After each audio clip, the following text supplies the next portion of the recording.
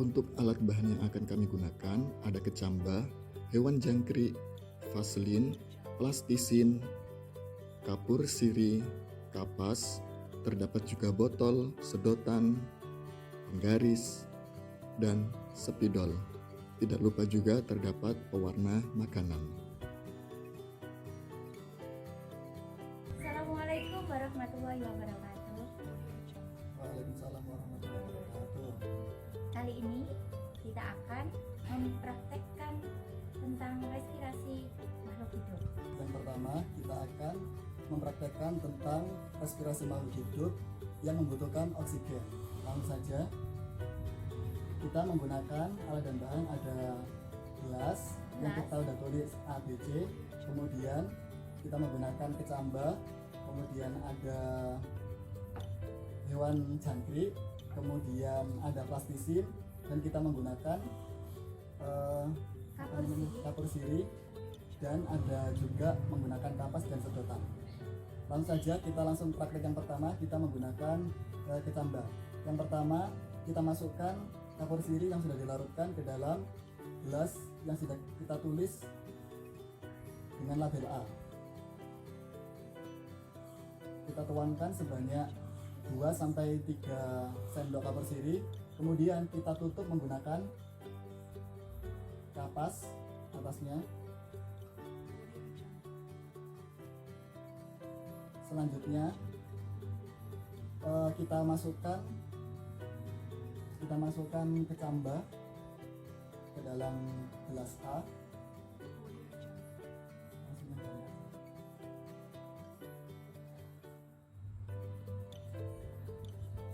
Sebelum kita tutup, kita ke gelas B. Kita lakukan hal yang sama.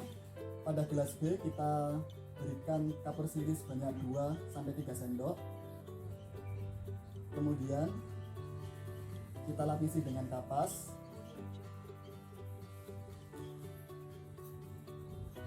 Kemudian kita berikan hewan jangkrik.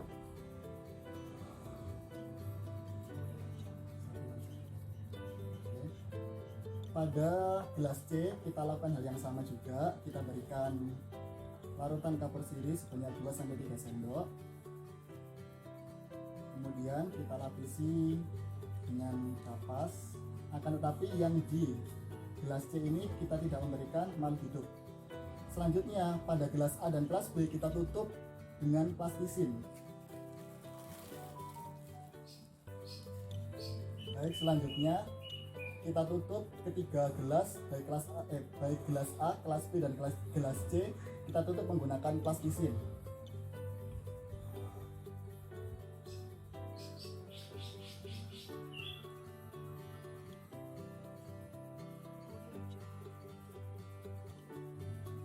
Ditutup sampai rapat.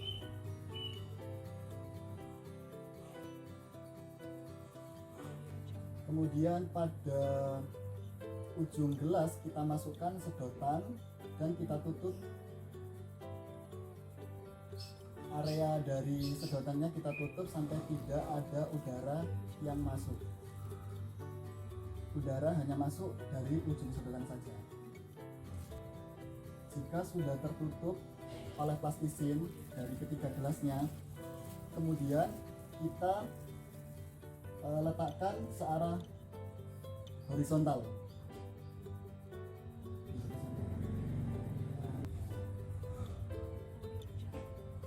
Kemudian dari ketiga gelas ini kita berikan cairan pewarna pada ujung sedotan.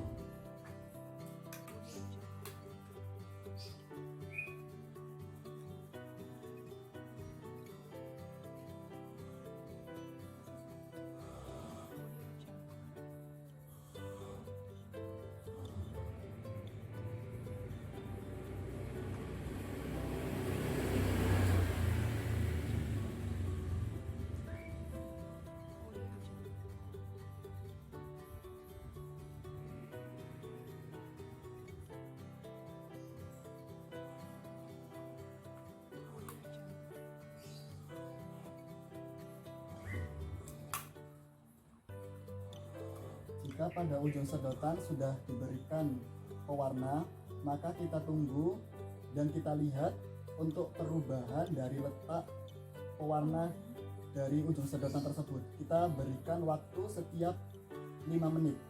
Setiap 5 menit letak dari cairan pewarna itu akan bergeser seberapa senti. Kita tunggu sampai 5 menit selanjutnya. Baiklah, setelah 5 menit kemudian, maka percobaan kami akan mengalami perubahan. Di botol A yang isinya kecambah, yang menghirup oksigen dengan ditandai pewarna yang di ujung ini bergeser sebanyak 0,3 cm. Kemudian pada percobaan kami di botol B yang dalamnya isinya yaitu jangkrik, maka pewarna hijau ini akan bergeser sebanyak 0,5 cm. Kemudian pada percobaan kami di botol C yang tidak ada makhluk hidupnya, maka pewarna hijaunya tidak mengalami pergeseran atau tetap.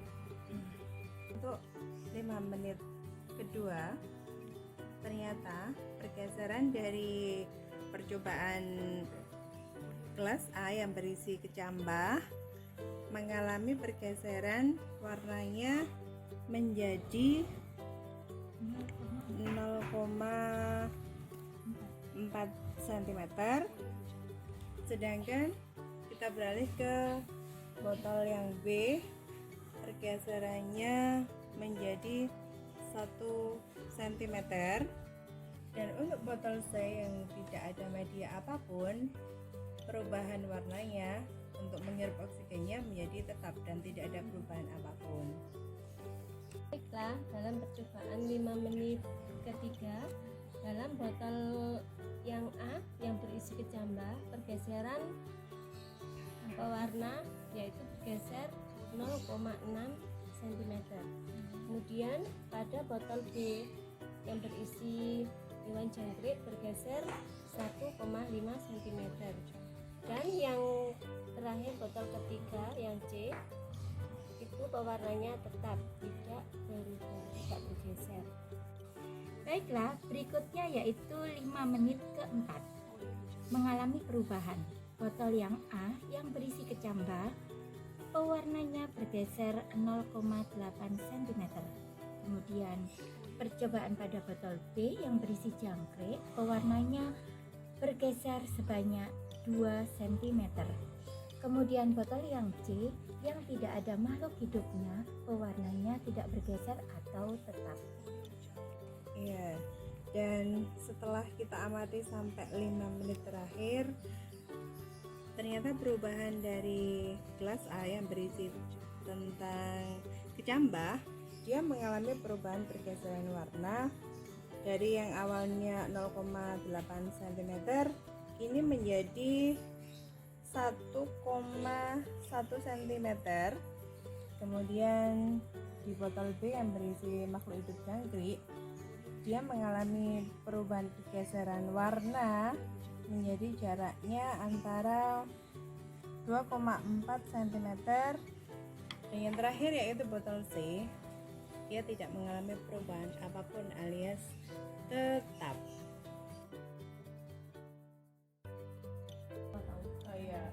Baik, untuk praktikum selanjutnya yakni kita akan melakukan praktikum tentang respirasi, yakni tentang respirasi yang menghasilkan karbon dioksida. Kita sudah menyiapkan 3 gelas yang berisi air kapur sirih yang sudah dilarutkan selama 1 malam. Kemudian terdapat juga sedotan dan ada juga plastisin. Yang pertama pada gelas A kita tutup menggunakan plastisin dan kita berikan sedotan. Sedotannya masing-masing gelas kita berikan 2 sedotan. Sedotan yang pertama tidak menyentuh ke dalam airnya. Kemudian untuk sedotan yang kedua, ujungnya sampai menyentuh ke dalam air. Selanjutnya pada gelas B yang sudah berisi air kapur sirih, kita lakukan hal yang sama pada sedotan yang pertama sampai menyentuh ke dalam air.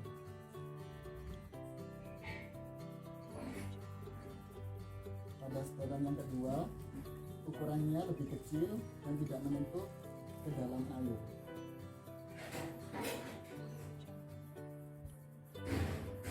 Kemudian pada gelas yang ketiga, kita lakukan hal yang sama untuk sedotan yang pertama sampai menyentuh ke dalam air dan ditutup dengan plastisin.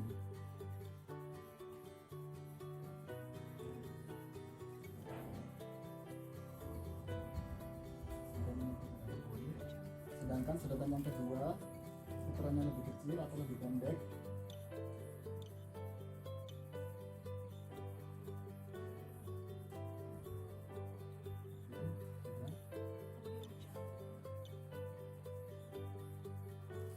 Nah, untuk kegiatan selanjutnya kita lakukan pada gelas yang sudah diberi label A. Pada sedotan yang tidak menyentuh ke dalam air, kita hirup udaranya.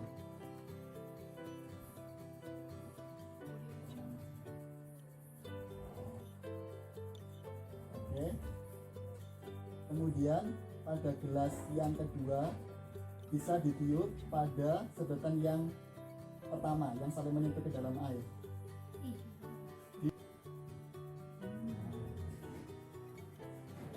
Oke, sudah.